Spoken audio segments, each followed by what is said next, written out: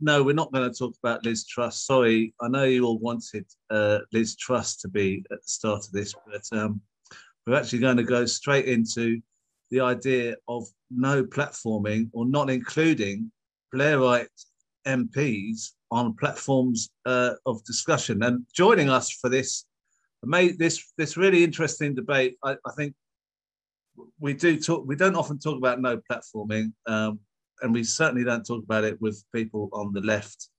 So let's get into this straight away. First, we've got Ian Hodson in his car. Ian Hodson, how are you doing? I'm all right, Crispin. How's yourself, mate? Obviously, I'm touring the British country in car parks. Well, it's good you can join us, and we can get things off the ground like that.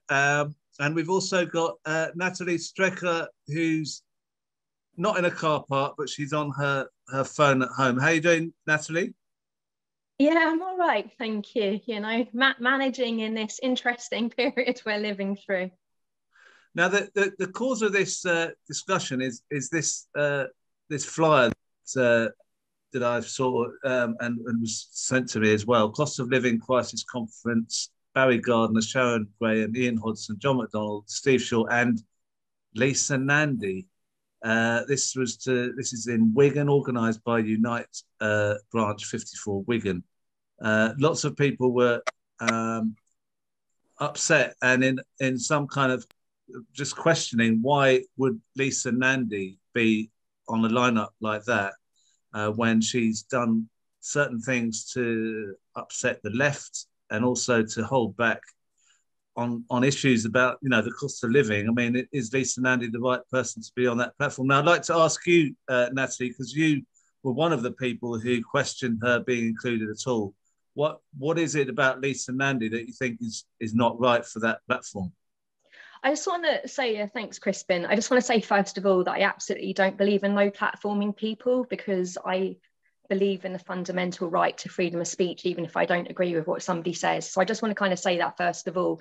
My question was around whether she was an appropriate guest to be invited onto the panel by Unite. So that's really where my key issue is. I mean, in terms of why, I think many people will understand why. You know, she was one of the key orchestrators of the coup. She's worked consistently to undermine the left and to undermine what was the Corbyn movement and to throw an election. So in my mind, you know, she worked to ensure a Tory majority. So what does that mean in translation? It means people's lives being totally destroyed. It means communities being destroyed. There's thousands of deaths as a result of Tory policies.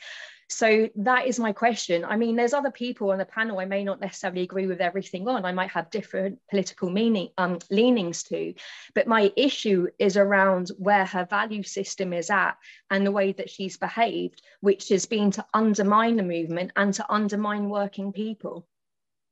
So yeah, I just want to say, yeah, I'm sorry, I didn't mean to say that you supported no platforming, but you know, do we want to hear people like Lisa Nandy? Do they have something to offer us, Ian? What do you think? Does she have anything to offer us? Oh, that's probably a no from me then, Crispin. I mean, I don't disagree with anything that Natalie's just said in relation to Lisa Nandy. I mean, a lot of people will know the relationship we used to have with Lisa Nandy as a trade union. I mean, you know, before Keir Starmer, you would have often found her on picket lines, funnily enough. You know, she used to come to our picket line when we was on strike in Hovis, when our members were getting ready to strike at McDonald's. She was very supportive and, you know, used to come and speak in favour of the workers' right to strike. And what's curious is that now that she feels probably safe and secure in her constituency, she doesn't see that as an important issue for her to take part in anymore. I know she turned up at the CWU picket line, but I believe the RMT were asking where their MP was at their picket line.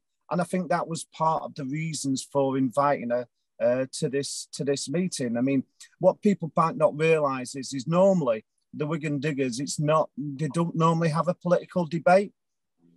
But there was a bit of an issue last year where people thought there was a need for such a space to happen. And what the organisers have tried to do is accommodate that request, so they can accommodate everybody's opinions about what the Diggers Festival should be doing. And, you know, regardless of what we think of Lisa Nandy, you know, there is still an awful lot of trade unions that are affiliated to the Labour Party, Unite being one of them. She is the constituency MP. She does turn up at the Diggers, by the way. And I suppose they thought it was just courteous to invite her. But I do also think there would have been quite a clear feeling of the way that she's conducted herself shown at that meeting. I don't think her security would have been at risk in any way, shape or form, but I think people would have made it very clear that they don't agree with the direction of travel of the Labour Party or the role that she's performed inside the Labour Party. Yeah, Natalie, what do you think about the idea of Lisa Nandy being the MP for Wigan? I mean, is that not enough of a reason that she could be on that platform? Yeah, I mean, I think Ian makes a really good point there. My concern, the problem is when you invite someone like, I mean, it's fine if you invite them and then you challenge them, and I'm all up for that. I think the problem is that a lot of people were thinking, why should I even bother going to this? We've got an individual that has worked to undermine workers' rights, who at one point said she believed in nationalisation and saying, no, now it's too complicated. It's an ideal, but it's too complicated. Somebody says it's not their job as MPs to go to picket lines, although I am aware that she did go to one later. I think the problem is that you can end up in a situation where you end up from having someone on a panel like that, sanitizing their contribution to this hell that so many people are experiencing at this time. And that's my concern. Absolutely have her there if it's clear that you're going to challenge her. And I get it that she was the MP, but I think we can't dismiss all of the things that she's done that's resulted in this mess that we're facing.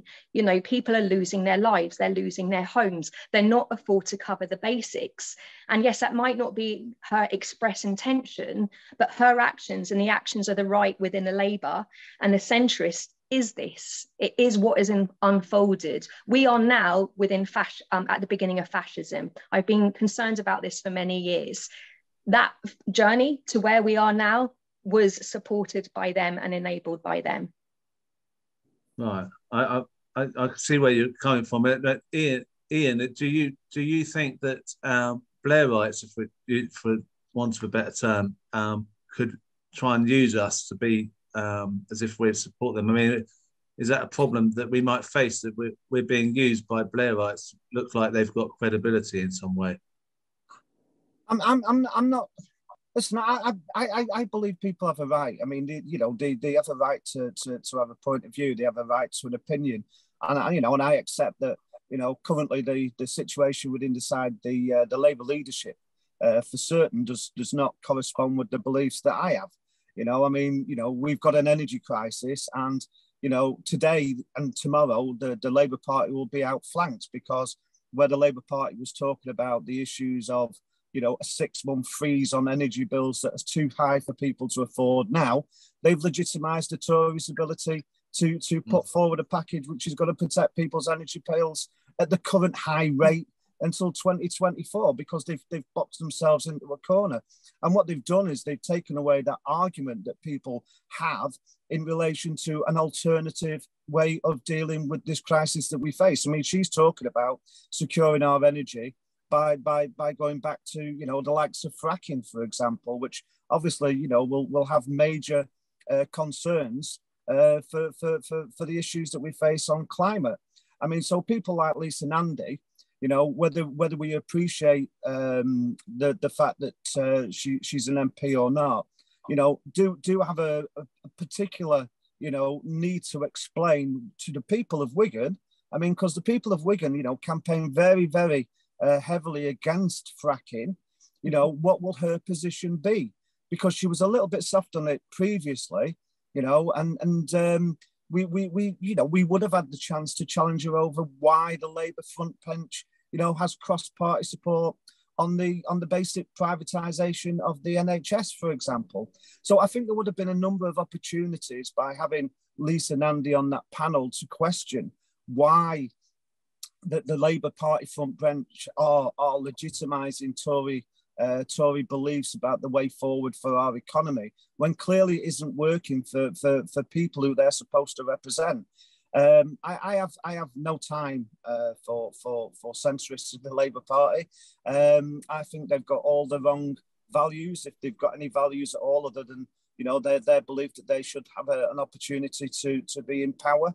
You know, that seems to be the only thing that they're interested in. Vote for me. I'm not a Conservative.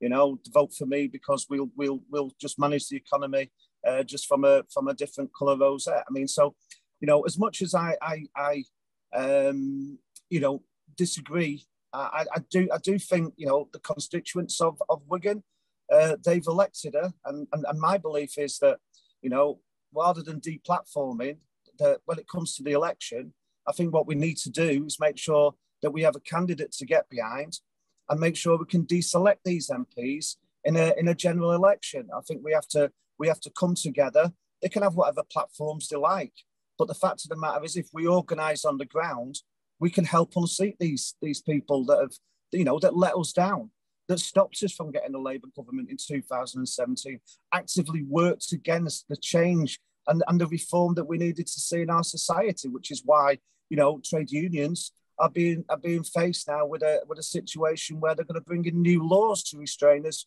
from exercising our human right to strike. I mean, you know, this is decisions made by centrist MPs who was more concerned about their future and their careers than they were about the people that are supposed to represent. So I have no problem with people having a different point of view, speaking on the same platform, as long as the people in that audience have a right to challenge them, and I believe that they would. You know, I believe that would have been, you know, a very important message I think she would have received from a lot of her constituents who will actually be at the Wigan Diggers. You know, and one of the things they did notice last year is when Jeremy Corbyn turned up, she packed up the Labour tent and made sure the Labour tent wasn't there when Jeremy Corbyn visited the Diggers Festival. You know, I mean, she'd left, and now she used to stay until about 2 o'clock in the afternoon, you know, at least. But she'd gone by dinner time at last year's Diggers Festival. And maybe she could have answered the question why she did that. Why did she leave? Because Jeremy Corbyn was coming. I mean, she'd made a statement the week before that, if one remembers, saying that she was prepared to campaign against him in Islington, you know, and I mean, you know, we're prepared to campaign against Lisa Nandy. You know, and, you know, I would have said on that platform too that, you know, the Labour Party is offering the wrong solutions. It's not offering the people the opportunity to level up, which she claims to be the shadow minister for. So I think it would have been an opportunity for us to say that. But I believe she's withdrawn on a sense of security reasons, which I just think is nonsense. Yeah, it's a bit of that's not fair to the organisers at all and all the people going. Absolutely. Right. Well, thank you, Ian. Look, Natalie, do you want to conclude this discussion? What do you think about if she had turned up? Would you have gone along and booed? I think I just want to reiterate, just because I've seen some of the comments come up, I don't agree with deplatforming people. I just really want to reiterate that. My question is around there being enough opportunity. One, I wanted to ask question, why has she been invited? Because I think it's a legitimate question. The second one is, will there be sufficient opportunities to challenge her? Yes, I would have turned up. And actually what I would have done is stood up and turned my back on her. Because the problem is you don't know what her values are. They change all the time. And I find that much more dangerous. If you've got somebody who's right wing, they have values, you recognize what they are. You might not agree with them, but they have them. When somebody seems to be so driven by ambition and will just change according to the wind, whatever they think is going to help them move forward in their own careers, I find that far more dangerous and problematic. So yeah, I would have turned up, but she would have got my back. Right. Okay, well, look, thank you both for coming on. Good of you to come on in from your car. Nice interiors, by the way. Cheers. Thank you very much. Just before I do go, though, listen, I mean, if people are interested in free speech, I mean, obviously I'm taking part in the Liverpool Beyond the Fringe event. And I know there's going to be lots and lots of debate going on that. So, I mean, if you haven't seen it, I mean, it will be on Twitter. The Labour Riverside people have been tweeting out and everything. And it's going to be a great event. And obviously, people on the left, I think they'll find the debate about the future, is the Labour Party dead, debate very, very interesting. And some of the people that are taking part very interesting too. So I just wanted to put that in, Crispin. Yeah, nice plug in. Nice one. Well done. Cheers. Thank you, Natalie, as well. Thanks. It's been a real pleasure.